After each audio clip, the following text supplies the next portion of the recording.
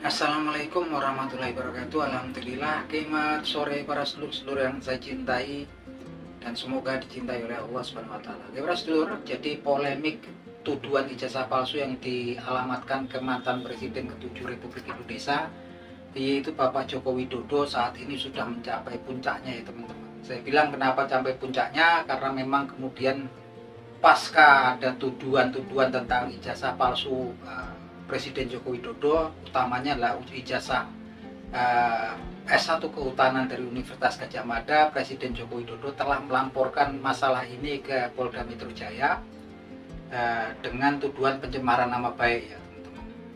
Yang jelas memang kemudian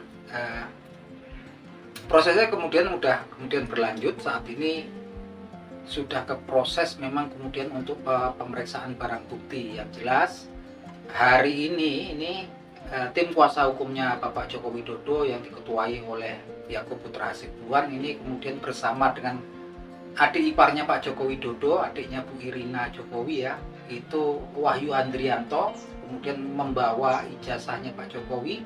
Dan kabarnya ada 2 ijazah ya teman-teman di situ, ijazah SMA 6 Solo dan satunya lagi adalah ijazah S1 Kehutanan Universitas Gadjah Mada, yang mana pastinya akan kemudian ijazah ini langsung kemudian akan diteliti oleh para ahli-ahli digital forensik dari Bareskrim Polri teman-teman. Prosesnya sudah kemudian berlangsung, sudah lewat, artinya memang ini saat ini memang sudah mendekati final ya teman-teman. Ini perempat final gitu, perempat final, karena memang kasus ini sepertinya bikin heboh ya Indonesia gitu kan. Kalau kemudian Pak Jokowi kemarin bilang ini kasus yang ringan, tapi kalau buat masyarakat dan warga negara ini kasus besar gitu kan. Kasus yang sangat vital. Kenapa gitu kan? Karena memang Pak Jokowi ini kan memimpin Indonesia 2 periode gitu kan. Artinya negara kita ini negara besar, penduduknya 280 juta, sudah merdeka lebih dari 50 tahun gitu kan. Apa jadinya kalau kemudian betul tuduhannya ini, saya bilang kalau gitu kan, kalau betul tuduhannya kan memang heboh, pasti gempar kemana-mana kan. Karena memang di era digital ini memang berita itu kemudian nggak cuma nyebar ke RT RW, tapi kemudian nyebar ke provinsi lain, nyebar ke pelosok desa, tapi juga melewati batas-batas negara gitu kan. Dan apa jadinya kalau kemudian tuduhannya benar, kalau gitu kan, kalau itu benar. Tapi begitu pun juga kalau kemudian tuduhannya salah dan ternyata ijazahnya Pak Jokowi itu memang kemudian asli gitu kan, pastinya yang pihak-pihak yang melakukan tuduhan ke Pak Joko Widodo ini ya akan mendapatkan konsekuensi yang berat ya gitu kan. Jadi konsekuensinya berat, dipastikan konsekuensi hukumnya gitu kan. Memang dua belah pihak sepertinya memang betul-betul sudah yakin dengan pendapat mereka masing-masing. Dari pihak penuduh meyakini bahwasanya kemarin katanya berapa ribu persen gitu kan ijazahnya Pak Jokowi yang S1 Kehutanan itu palsu gitu kan. Kemudian dari pihak Pak Joko Widodo sudah meyakini bahwasanya memang ijazahnya memang betul-betul asli gitu kan, memang betul-betul beliau pernah kuliah di UGM gitu kan dengan berbagai bukti pendukung. Tapi kalau saya cermati ya teman-teman, dari pihak penuduh ini kayaknya kalau nggak hati-hati dia ini sepertinya bisa blunder ya gitu kan.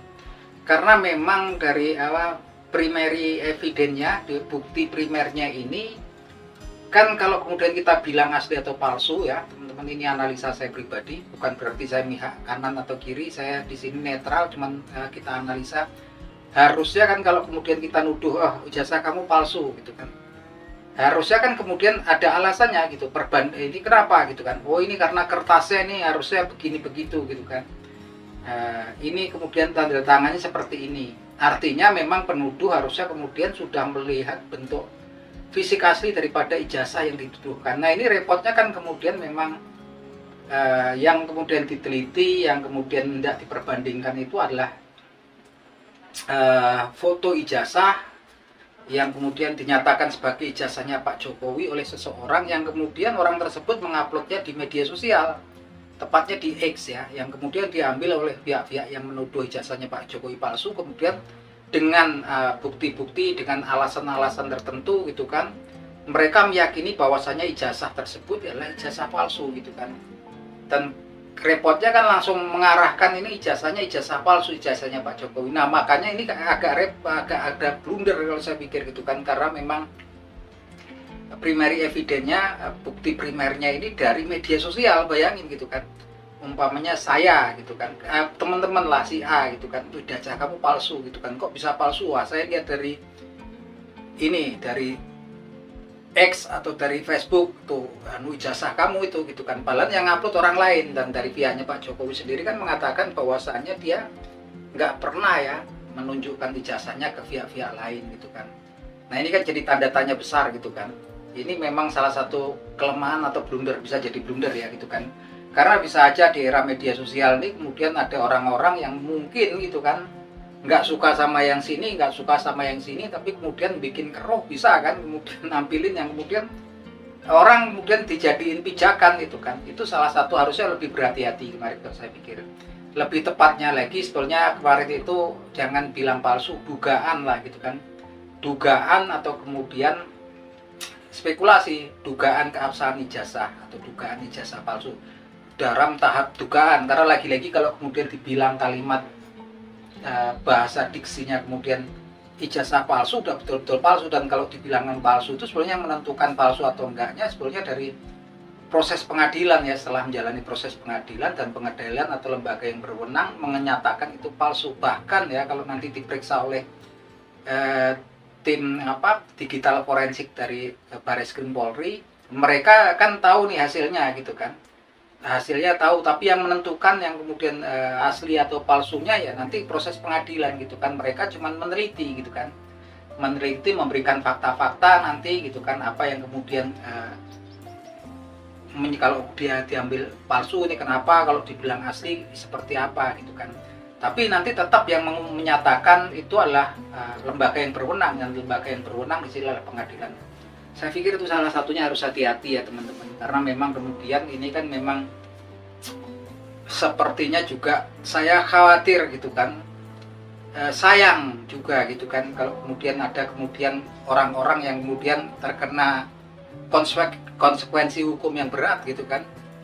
Karena memang kasus ini sudah lama ya gitu kan, dan saya juga nggak ngerti gitu kan ketika kemudian ada pihak-pihak yang dari warga ini yang kemudian pengen tahu ijazahnya Pak Jokowi gitu kan, pengen lihat gitu kan. Banyak kemudian logika seorang awam, logika seorang netizen, orang biasa pastinya kemudian akan ya sudah tunjukin aja gitu kan, diawasi oleh kuasa hukum, kemudian diawasi pihak yang berwajib, dan diawasi oleh lembaga yang berwenang. Saksi-saksi tolong silahkan monggo diperiksa gitu kan. Itu logika simpel seorang awam gitu kan. Tapi kemarin kan memang kemudian ketika orang-orang yang mau nanya tentang mau lihat bentuk fisik ijazahnya Pak Jokowi ini nggak dikasih lihat gitu kan. Dan itu memang kemudian hak hukumnya Pak Jokowi itu nggak ngasih lihat. Tapi kemudian jadi pertanyaan lagi ketika pasca yang orang-orang itu pulang nggak dikasih lihat, justru Pak Jokowi kemudian mengundang awak media ataupun para wartawan untuk melihat bentuk fisik ijazah beliau gitu kan, yang kabarnya kan dari SD, SMP, SMA sama juga S1 bertanya UGM, yang kemudian jadi kemudian tambah orang masyarakat bertanya-tanya gitu kan, netizen berspekulasi. Karena kemudian lagi-lagi boleh melihat, tapi kemudian memang alat-alat elektronik yang memang bisa untuk merekam atau memfoto, mendokumentasikan itu memang kemudian dilarang dibawa masuk. Bahkan kita tahu sendiri kalau namanya wartawan gitu kan, namanya juga pencari berita ya gitu kan, pewarta, atau yang sangat penting salah satunya adalah dokumentasi. Nah ini kemudian jadi pertanyaan ya di publik gitu kan. Dan lagi-lagi saya pikir ini bukan masalah ringan atau kecil, tapi ini masalah besar buat bangsa kita ya gitu kan. Karena memang sepertinya di presiden-presidennya sebelumnya belum pernah terjadi, ini baru pertama kali ada tuduhan seperti itu gitu kan. Nah kalau kita saat ini prosesnya sedang berjalan ya sudah gitu kan, memang kemudian nggak menggantung, jadi memang kemudian masyarakat, warga negara juga nggak bertanya-tanya gitu kan. Kalau kemudian menggantung nggak selesai ya pasti cuma bertanya-tanya pasti masyarakat. Dan sekarang memang prosesnya sudah berjalan, memang kemudian harapan kita kemudian memang nanti akan kemudian terkuak pihak mana yang kemudian memang betul gitu, pihak mana yang benar. Dan nanti kemudian kalau memang sudah ditemukan kebenaran melalui proses hukum, melalui pengadilan, tentunya yang kalah pun yang pihak yang kalah harusnya kemudian legowo yang mengakui. Karena memang mau kemana lagi kita mau percaya kalau kemudian kemarin ada yang bilang kemudian ada nggak kepercayaan kepada ahli digital forensik atau pemeriksaan forensik yang dilakukan oleh Polri. Kita gimana gitu kan, mau diperiksa di luar negeri gitu kan repot lagi gitu kan. Yang saat ini memang satu-satunya di negeri kita, ya kita harus mempercayakan apapun itu kepada aparatur negeri kita gitu kan. Justru kalau dari luar negeri diakui enggak dari sini gitu kan. Nah itu yang memang jadi kemudian polemik, tapi yang jelas prosesnya udah jalan gitu kan. Yang jelas memang juga selain kemudian kalau kemudian tuduhannya benar juga sepertinya juga repot juga gitu kan. Ini kan nama besar bangsa kita ya, negeri kita gitu kan. Gimana kalau kemudian orang lihat kemudian kalau negeri kita itu negeri seperti apa, kalau kemudian betul tuduhannya, kalau itu betul tuduhannya, kalau ya itu kan.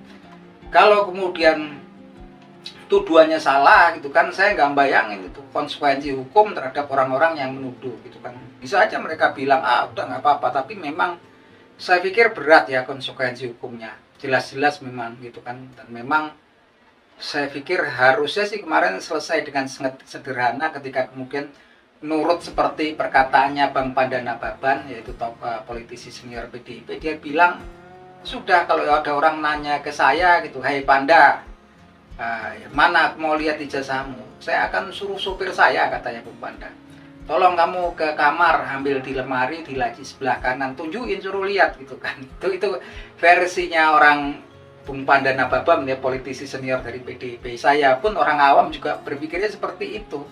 Kalau ini kan sepertinya juga rumit, berkelok-kelok gitu kan, dan kemudian penuh spekulasi, dan orang tambah berspekulasi macam-macam namanya di media sosial gitu kan.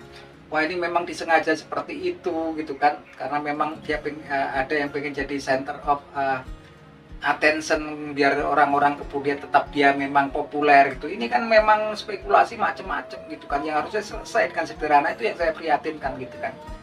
Dikala memang negeri kita di bawah kemudinya Pak Prabowo memang butuh stabilitas, namanya di ya, politik juga stabil. Kalau yang kayak gini kan juga pastinya ada bebannya lah. Dikala memang saat ini geopolitik dan geoekonomi global itu sedang bermasalah dan sudah berdampak ke Indonesia gitu kan.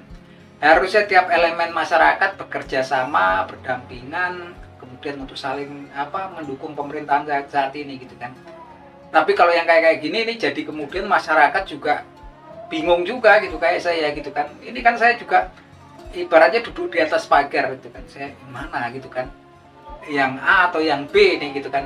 Ya tapi ya syukurlah kemudian ketika prosesnya udah kemudian masuk ke proses hukum, ke pengadilan, moga saja kemudian memang terkuak pihak mana yang kemudian membawa kebenaran itu. Dan semoga siapapun yang memang benar gitu kan tetap legowo gitu kan, dan yang kalah pun juga legowo gitu kemudian untuk kemudian mengakui gitu kan, agar kemudian hal ini nggak berlarut-larut gitu kan. Nah itu aja teman-teman obrolan kita di sore hari ini, obrolan santai. Kalau teman-teman punya analisa tersendiri terkait dengan kasus ini, monggo silahkan tulis di komentar ya, dalam batasan-batasan kesopanan. Kita tetap di sini netral gitu kan, nggak mihak kanan, nggak mihak kiri, kita cuma sekedar ngamati gitu ya. Itu aja teman-teman obrolan kita di sore hari ini, semoga bermanfaat.